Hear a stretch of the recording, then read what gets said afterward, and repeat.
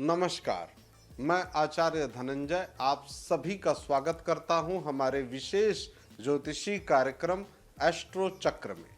आज हम लोग चर्चा करने वाले हैं एक विशेष ज्योतिषीय योग की, जिसका नाम है मांगलिक योग।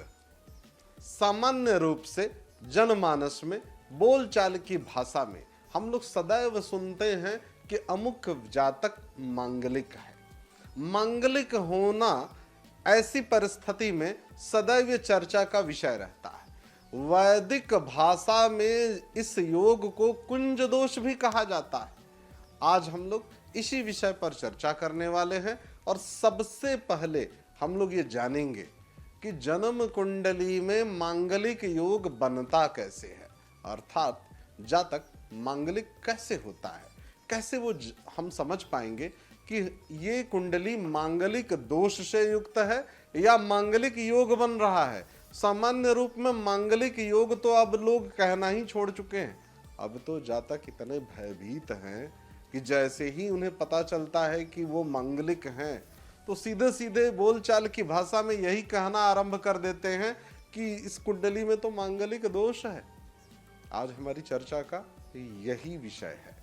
जन्म कुंडली में वैदिक ज्योतिष के अनुसार मांगलिक योग एक प्रबल योग माना जाता है।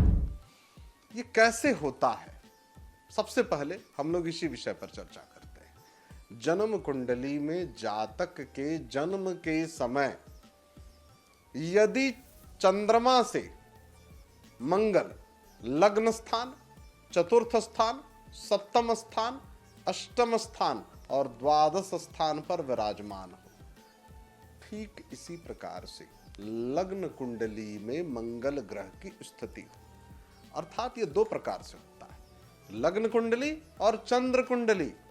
दोनों ही कुंडलियों में यदि मंगल ग्रह की स्थिति ऐसी हो जाए तो आप सीधे सीधे ये मानिए कि मांगलिक योग बन रहा है, मांगलिक योग का निर्माण हो गया।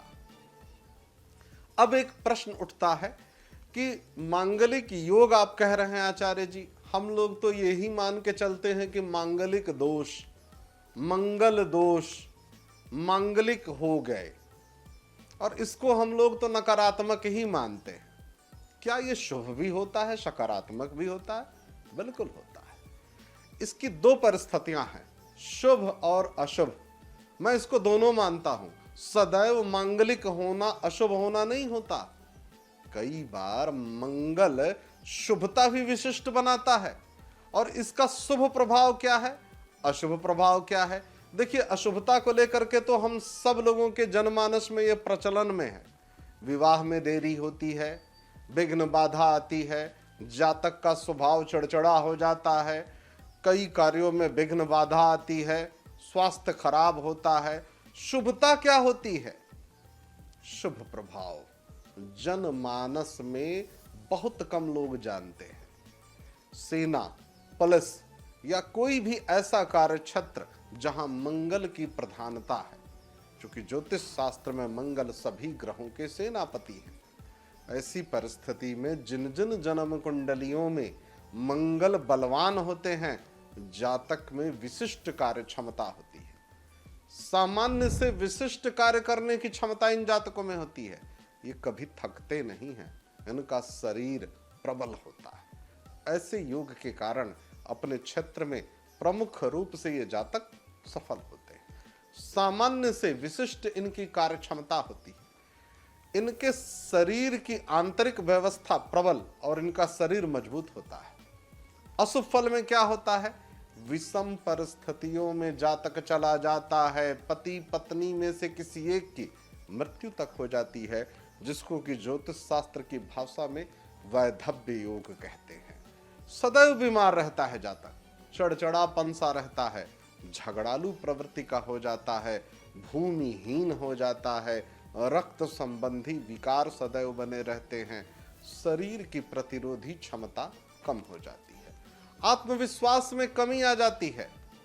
अब प्रश्न उठता है कि आचार्य जी, इतनी सारी नकारात्मकता होती है, इसका उपाय क्या है? बड़ा ही सरल सा उपाय है।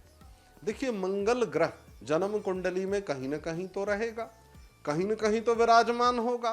यदि नकारात्मक हो गया तो इसका उपाय तो करना पड़ेगा। अब इसका उपाय क्या है? मंगल 2 राशियों के स्वामी है, ज्योतिष शास्त्र में बिल्कुल स्पष्ट है। ये मेष राशि और वृश्चिक राशि, जब ये नकारात्मक हो जाए तो इनका उपाय क्या है? हनुमान जी की आराधना करिए, शिव जी की आराधना करिए। अब आप प्रश्न करेंगे कि आचार्य जी हनुमान जी की आराधना में क्या करें? हनुमान चालीसा का पाठ करिए। शिव जी की आराधना में शिव जी का जलाभिषेक करिए, शिव चालीसा का प्रतिदिन पाठ करिए, प्रतिदिन शिव जी को जल अर्पित करिए। ये इसका सर्वोत्तम उपाय है। आज कार्यक्रम में इतना ही। धन्यवाद, नमस्कार।